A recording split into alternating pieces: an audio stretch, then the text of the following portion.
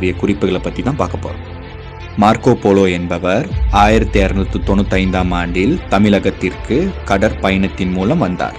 இவர் 1695ஆம் ஆண்டில் தமிழகத்தை அடைந்ததும் அங்கு பாண்டிய மன்னரான முதலாம் மாரவர்மன் குலசேகர பாண்டியனின் ஆட்சி நடந்தது. மார்க்கோ போலோ வெனிஸ் நாடு, அதாவது தற்போதைய இத்தாலி நாட்டை சேர்ந்தவர் ஆவார். 1695ஆம் ஆண்டில் தமிழ்நாடு எப்படி இருந்தது என்பதை தனது த டிராவல்ஸ் ஆஃப் மார்க்கோ போலோ என்ற புத்தகத்தில் குறிப்பிட்டுள்ளார்.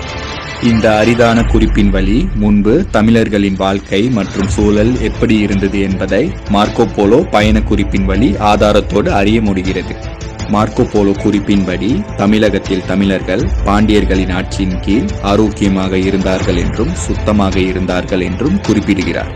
ஒரு நாளில் 2 தடவை தமிழர்கள் குளிக்கிறார்கள் என அவர் குறிப்பிடுகிறார். மேலும் தமிழர்கள் தண்ணீர் குடிக்கும் போது வாய் கிண்ணத்தில் படாத